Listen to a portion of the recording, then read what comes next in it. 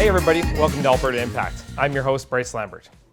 Wouldn't it be nice if we could predict the future before making huge decisions, such as rationalize constructions of buildings and public transportations, validate and risk mitigate new technologies, or predict readiness needs in the event of a possible natural disaster? Joining me today is CEO and co-founder of RWI Synthetics, a company that's disrupting the future through enabling innovative decision makers to tackle the most complex, critical issues in their own live, at-scale models. Myrna, thank you for joining me. Hi, Bryce. Good to be here today. Can you explain to me what it is exactly you do and how you do it? Sure. So we have been doing this for about 6 years now. We are considered an AI company, although we don't talk about that a lot, because what we are more concerned about is applying it to create these intelligent environments full of reactive, responsive, and technical speak that we use. But really, they can be people or weather or new technologies or infrastructure or policy response even. And so it's almost like a sim city except for real. And it's not all fun and games. We're called in to apply these to some really critical, high value decisions. People whose industries are being disrupted and they're trying to transition, people who understand that there is opportunity in that risk of the future. And rather than use predictive systems to kind of play out historical bias or assumptions, they want to have this realistic world come to life and begin to manipulate and understand all of the things that haven't happened before. Gotcha. And the data you guys collect it must be massive, because some of the scales that we've been looking at online that you do, for some of the organizations in regards to, say, earthquake control in Silicon Valley. I mean, there's so many variables. Can you kind of take us through the process on how you guys make that happen? It's crazy, but we're getting much better at it because we're being asked to do things that we have never tackled before and sectors we have never tackled before. So last year in May was when we were asked by Itron, so one of the world's biggest utility smart city technology companies, to create a landscape in Silicon Valley for them where their technology was implemented.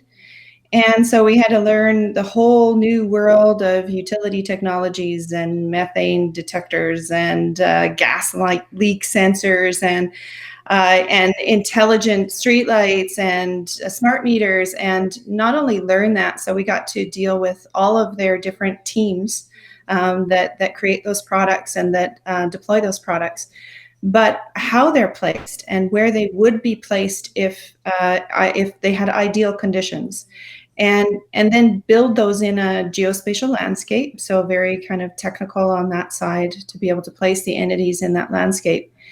And then most exciting for me, because I have a humanities background, my undergrad was in psychology, sociology, and English, and we got to put people in the scenario. And that's one thing that's really important for us, is that we may be dealing with technologies or infrastructure or events and disruptions in industry, but to us it's always very human centric.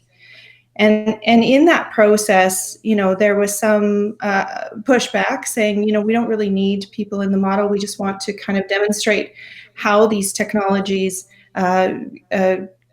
minimize the damage to infrastructure. So they wanted to show how they're, shutting off the electricity in relation to an accelerometer on a house would minimize the fire damage, things like that. And we said, well, that's what we do. We put people in the model, so, humor us. And so we populated the area with synthetic people. And that's when the data gets crazy, because we were able to go all over the world and get data on how people react and respond during the first 15 minutes of earthquakes. And then longitudinal studies about things that those people had access to during those first 15 minutes versus not. So if they had access to information, emergency responders, knowledge about what was the ongoing event or scenario and their safety or lack of it, that kind of support made a huge difference in their cardiac events, even up to 5 years later. So we were able to create this environment, put these people in, whether they were commuters or residents. Commuters are trying to get home. They have a much different kind of stress response to those events. Residents are at home, so they want to kind of stick around their area, and the requirement to evacuate isn't as high. We were able to put biometrics, so physiological kind of sensors on our synthetic entities who are people, and even watch as their health, depending on the condition they were in before the event or the earthquake, how their health deteriorated, and then play the whole thing out. So trigger an earthquake, watch the buildings that were in areas where there was suspected liquefaction, respond differently, watch the utility infrastructure come to life, and watch the people who it became apparent really rather suddenly they didn't have access to the same information that the utility company did about the danger they were in, about the where it was safe to evacuate, whereas the utility company had, thousands of data points about what transmission poles were down, blocking what roadways, what gas lines were leaking, and where there was fire. So that was the opportunity really in this environment to say, you know what, if we're going to put smart, technologies and infrastructure in place, let's utilize that data as best we can to help humans and their outcomes.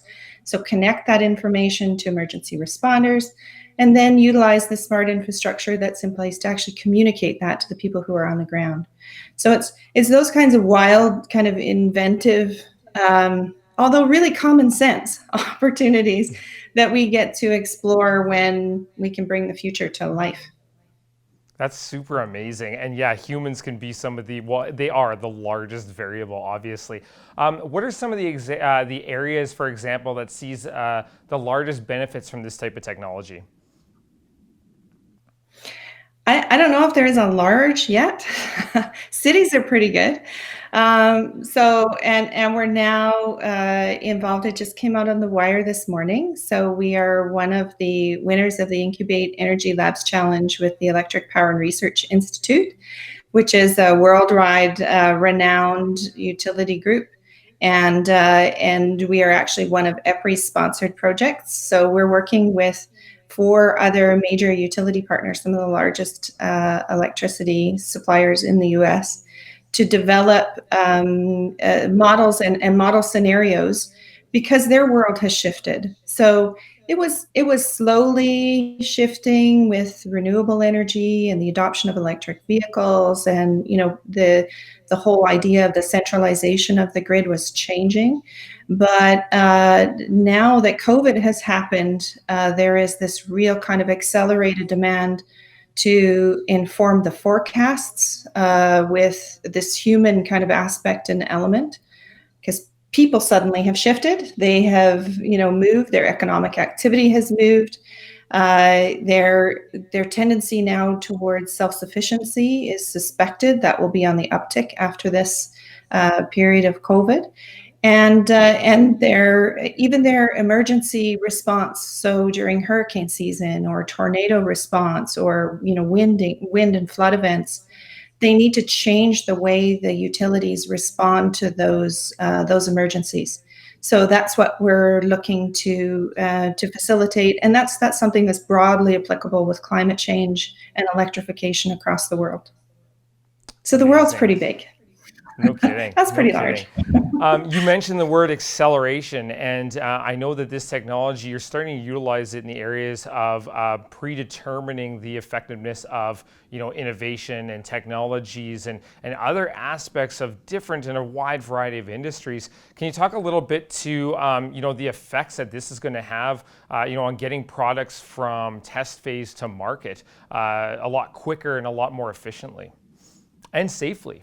Sure. So that's actually where we started.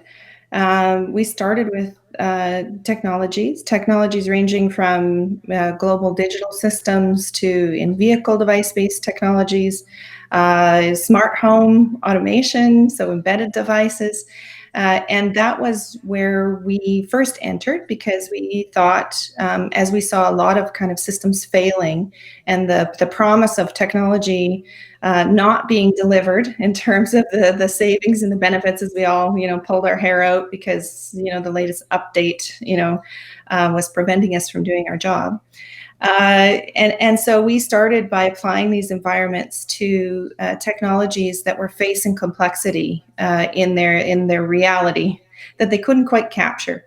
And so we would create reality around these products and be able to look at them broadly deployed. So instead of 20,000 trucks driving across the freeways pushing geofences, we could run 150,000 across many freeways and help them validate their systems and validate them against realistic activity. So real trucks, synthetic trucks, real truck drivers, synthetic truck drivers, but with actual human behavior, reactive, responsive, using their interfaces, those kinds of things. So that's where we got our start. And interestingly enough, that has served us so well because now in these complex futures that we're looking at, there's always this intersection of new technologies that exist that we can trial and validate. So we can trial and validate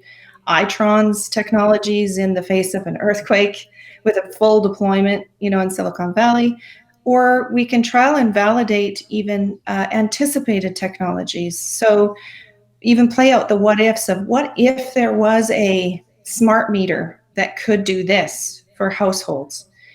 How would that change human behavior? How would people use it? How would people interact with it? And so that's part of the exciting kind of fundamentals of being actually able to accelerate technologies to market, is because we don't have to guess and do limited pilots anymore and kind of, make all of these promises. We can actually sit, buyers or early adopters down, and they can see this technology actually being physically pushed in this, environment and what happens and the benefits. Yeah, and when you can give people that kind of model, the confidence goes up drastically. And I mean, I'm sure, like from a business standpoint, stakeholders they're going to be looking at risk mitigation and being able to see that it's properly tested and that it's gone through a wide variety of scenarios, no matter how likely or unlikely those scenarios are. Being over-prepared is never a bad thing. So thank you so much for joining me today. That's all the time I have. And thank you so much for our viewers watching. And again, congratulations on the recognition and the award. That's going to be a massive feather in your guys' cap and getting you more out there into the mainstream, because there's a massive opportunity and viability for this kind of service and technology that you guys are offering. Thank you. Yes, and I think it is really important now that we understand how much the world has changed. Definitely. Absolutely. Again, thank you so much, Myrna, for joining us. Don't forget to share and subscribe to our YouTube channel or newsletter for more Alberta-based content, and we'll see you all next week. Stay safe and healthy.